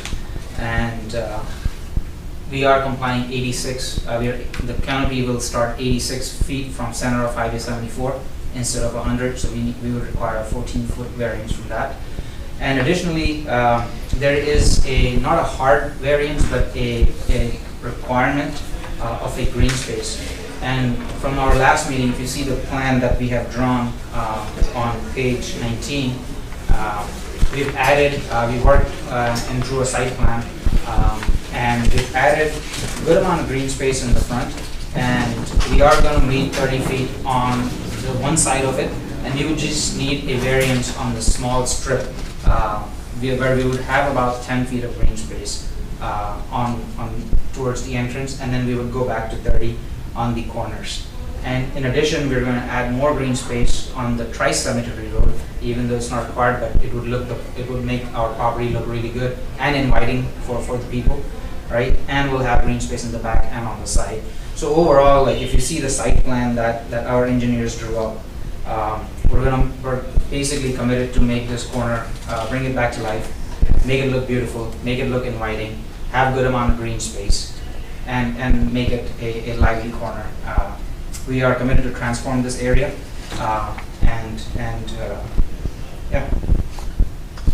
that's how the site will go. Yeah. Oh, yeah. Oh, you have it. I have it.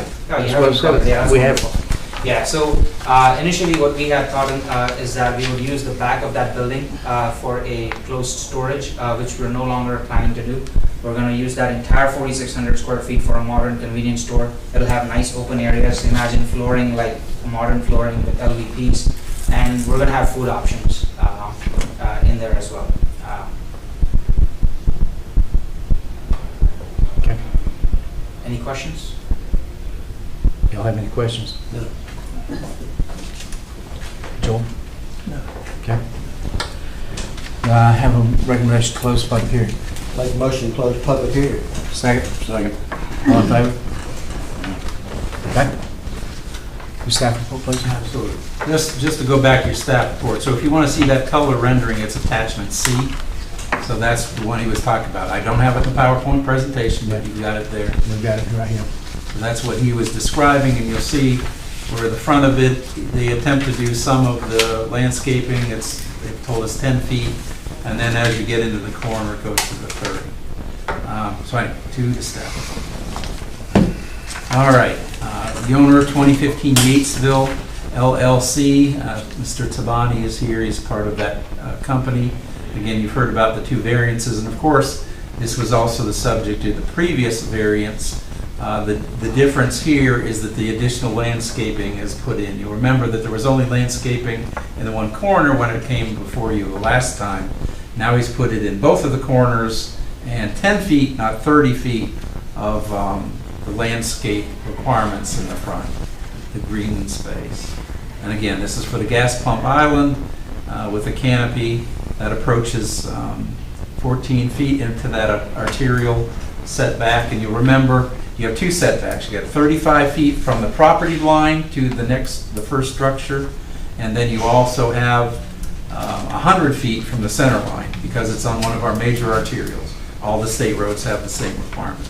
So they intrude into that, and then of course your gateway, you're supposed to have complete 30 feet across the front. And again, the biggest issue here is this is an always established building. So the building was built there before the GC1, so they're trying to accommodate the new requirements into it and putting in additional structures. Zoning in the area is primarily C2. There is a little bit of AR in the area and even some M2 past that other convenience store that's to the west. They did add additional property. Originally, when this first started with you, it was 0.58 acres. In your report, it's a typo. It's not obviously gone up to 7 acres. It's 0.7 acres now. And when you see the graphic, you'll see that pole barn is cut in half. That was the property to the rear up Tri-Cemetery Road that was added. So here's those two setbacks. This is the language out of the ordinance that they are asking the variance from. The first one, minimum front yard, arterial streets or roads, you're required to be 100 feet from the center line of the street. In this case, that would be that canopy and the gas pumps should be 100 feet, and they can't quite make that. They're off by the 14 feet. So that's the one. And then, of course, they're required to have a 30-foot buffer completely across the front. What they've done is and this is the change. It's not quite the same proposal you had the last time. They are putting some of the landscaping, the whole width or the whole length of the Yatesville Highway frontage, whereas they only had it in the corner before. You have the variance criteria by which we are supposed to evaluate this. And you remember, at least from a staff perspective, we'll probably almost never advocate or recommend approval of a variance because the variance bar is set very high. You need to be denied all use of the property to be granted a variance. Obviously, this property has been used successfully as a commercial enterprise in the past, so they're not denied all use of the property if you deny the variances. So therefore, staff would recommend denial. The Planning Commission, of course, you have the ability to approve with conditions or deny, and please include a statement, why you're voting the way you are. All right, so here's the aerial photograph. Again, the property, this pole barn in the back, this property line now goes all the way back here through approximately the middle of that pole barn, comes all the way here and just squares off back here. So they added additional property to the back. And again, here's the graphic where it shows the distances, where you've got where the 100-foot setback. Actually, this is maybe not quite the right one, because I think the indication of the 100-foot was over here. But anyway, you can see this canopy is too far into the 100 feet, and we don't even have the color rendering that you've got in your packet. And here's the building. And then you'll recall from the last time I put the cones approximately where the 30 feet would be. So obviously I don't have the cones placed where the 10 feet would be, but you can imagine, say that's the length here, you go about 1/3. So maybe if they were going to put 10 feet of landscaping in, it might be somewhere along this line in here. And then this is the view from the parking lot across the street.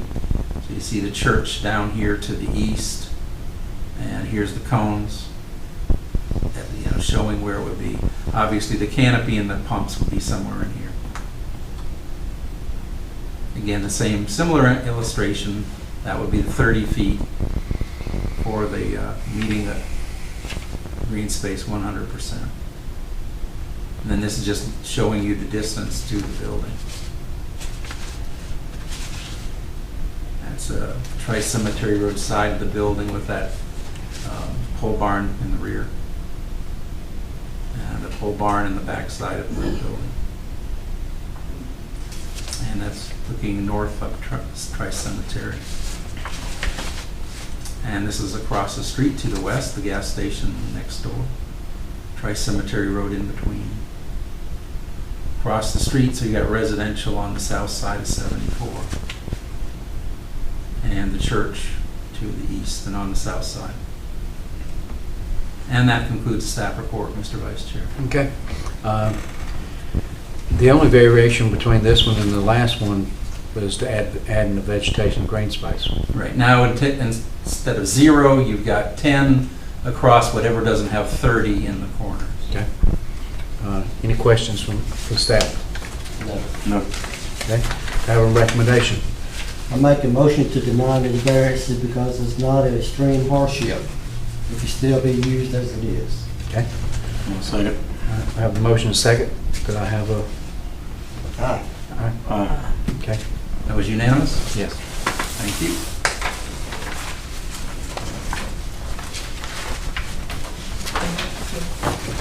Thank you, guys. Thank you. Thank you. Okay, other old business, we have none. Planning Commission issues and announcements. Anybody? I don't have any. Okay. Secretary's issues and announcements. Just one, if you've got the invitation in your packet, next month is the 30th anniversary of this planning commission, so we're going to have a very modest reception. It'll be 4 and 5. Your meeting is at 5:30. As you know, you have one case coming back from tonight at your June meeting, and then you have the application which was electronically sent to most of you. And this is the Harold Road Church that they want to turn into one of our air conditioning companies in town would like to go commercial with that church building. So you got those two definite cases. They've got till Wednesday of this week to submit. The deadline is for your upcoming meeting, so there's still 2 more days where other applications come in. But you already know you got a meeting, you got tonight's case and the rezoning that Joel, you got on paper tonight, and y'all got elected. So that's it. I hope you can all make it. Dress up because we're going to take your pretty pictures, and we hope to. Maybe we'll try to get you all separate, and then we'll bring all the alumni who decide to come. We started to get in a few RSVPs, but most of them are, wait a minute, you got the wrong address. Because of course some of these people, again, there's been a planning commission for 30 years. Some of our addresses are pretty old. And so if you know any planning commissioners personally that you run into, please ask them about coming to their, it's 1 hour. You have a list? I do have a list. We can email it to you. You could email that list. I don't know who all those past ones are. Gotcha. It'll be probably cake and some sort of liquid refreshment, take pictures, and your meeting is half an hour later. Not that kind of liquid refreshment, obviously, but a nice punch and cake. Where will the first meeting, where are we gonna dine? Right in here. We'll put the cake probably in the back or maybe on this table. It's done at 5 o'clock. I got half an hour to set up before your meeting. All right. And we'll probably have some early birds like we did here, now that you've got the church coming back. Yeah. Okay. Anything else? That's it then. Have a motion to adjourn. I make a motion to adjourn. Second. All in favor? Aye. 7:25. You heard anything from Miss Alicia? No, I haven't. Other than I got an email just a few minutes before, a little bit before the meeting that she wasn't going to be here. I have visited her family in the last couple of months.